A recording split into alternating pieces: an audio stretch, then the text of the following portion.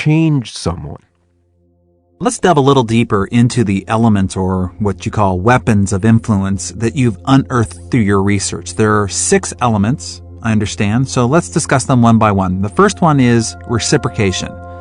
Talk to us about this particular weapon of influence. Sure. The principle of reciprocation has to do with a rule that exists in all human cultures. It's the one that says, I am obligated to give back to you the form of behavior that you've given to me, right? So you invite me to a party, I should invite you to one of mine. You remember my birthday with a gift, I should remember yours with a gift. And if I do you a favor, you owe me a favor. And very simply, people say yes to those they owe. So it means to your listeners that when they go into a situation where they want to be more successful, more influential, the first question they should ask is not the one that they've been taught to ask, which is, who can help me here? The first one they should ask is, whom can I help here? Whose business circumstances can I elevate here? Whose outcomes can I improve here? Because by virtue of this rule, those people will stand ready and eager to enhance your business outcomes, to elevate your business circumstances. I mean, this is a principle we teach a lot here at Success, is be the first to give. Give first. Yeah, give first. You're exactly right. Yeah. Are there any real-world examples of an organization or a person who employs this form of influence most effectively that we could sort of point to as an example before we move on to the next principle of social influence?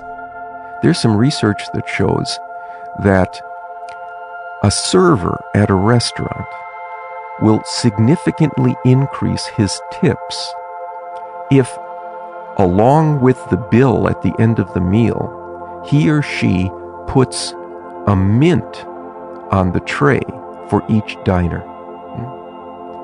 A mint costs the restaurant almost nothing, but it increases tips by 3.3% because in the moment after people have received, they stand ready to give. Now here's the interesting thing.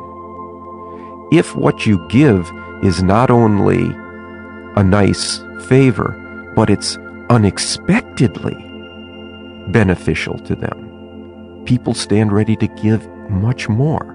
So in a second part of this research that was done, the server put 2 mints on the tray for each diner, and that increased tips by 14%, all in keeping with the rule for reciprocity.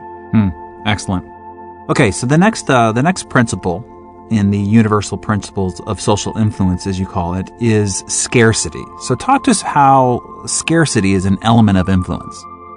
How many times have we seen on the evening news the following story? Long lines of people winding around a block, waiting for the shop doors to open so they can rush in and deplete the shelves of some particular item. Do you know what that item always is? It's something that's scarce, something that is dwindling in availability. There's a limited supply. Scarcity confers value on the very same set of merits. So, the implication is, when we present our idea, our product, our service to someone, we would be fools not to first think about what we provide in this product, service, or idea that they can't get in any of our competitors, and raise that to the surface like a detective. Point to that feature of what we have. This is a unique aspect of our product. Or sometimes it won't be a single aspect, it'll be a bundle or a combination of things that only we can provide.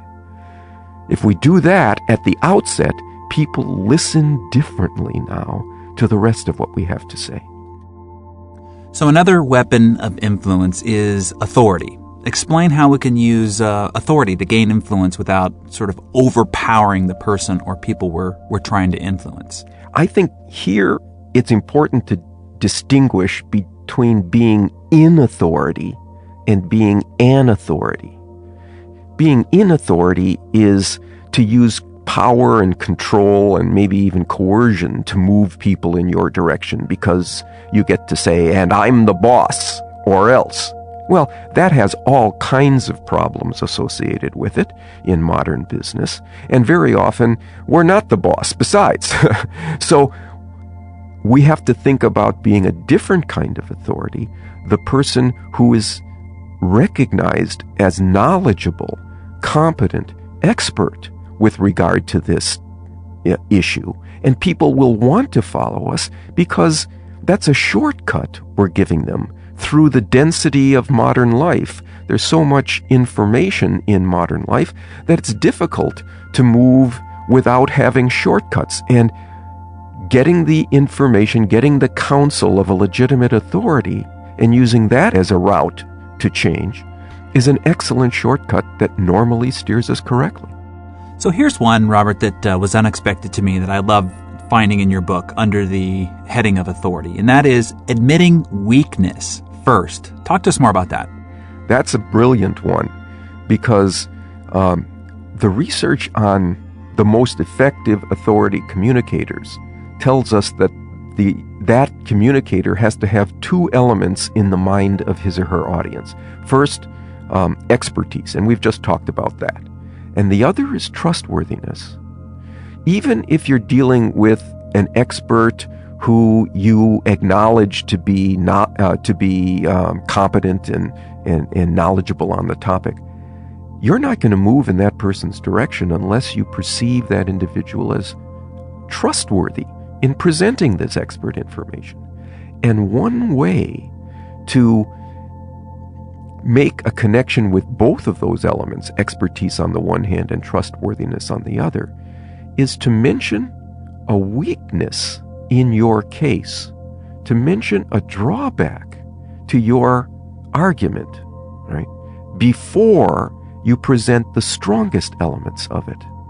Why would that work that way? Well, first of all, if you mention a negative as well as a positive, people know, all right, this person is knowledgeable in a general way, not just about the pluses, but also about the minuses of the situation.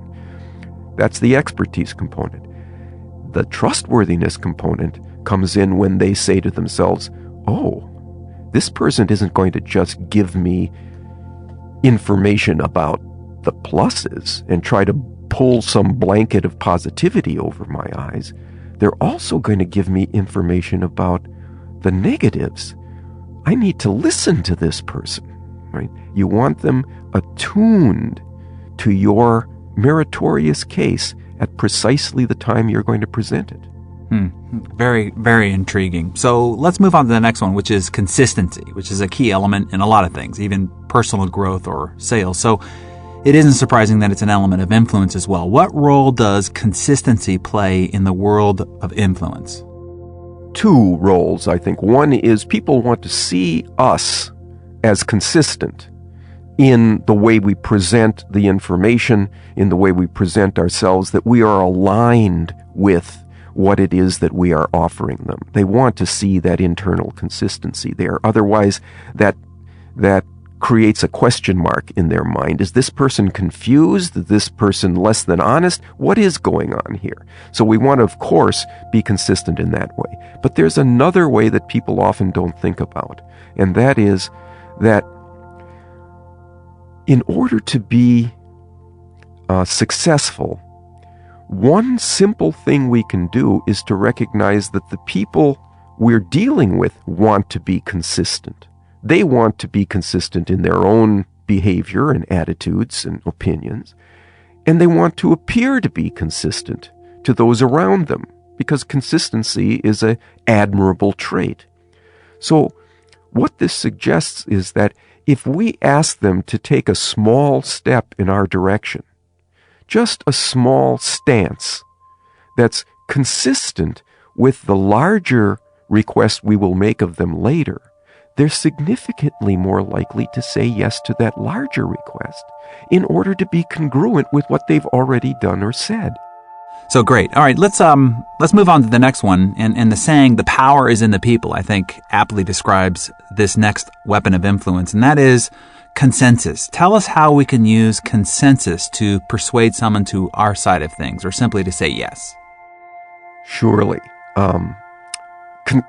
Consensus has to do with another shortcut that people use when they're uncertain of what to do. For example, in today's economy, where everything is unsure, we're just not sure of what to do, and so people freeze under those circumstances. One way to move them off the fence is to give them some information that others just like them have decided to do what it is that we are recommending that they do. So, for example, we did a study in hotel rooms, right? Where, if you travel these days, you know that in 65-70% of the hotels where you stay, there's a little card in the room asking you to reuse your towels and linen. And usually they say, do this for the environment. Well, when they do that, they get about a 36% compliance rate with that kind of message. We changed the message on certain cards in 3 different hotels. At random, we put different messages in rooms. And if instead of saying, do this for the environment deserves our respect, we said, the majority of guests who have stayed in this hotel in the past have reused their towels at least once during their stay.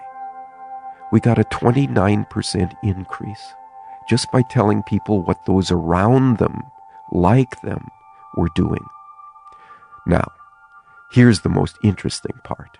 We had a third sign.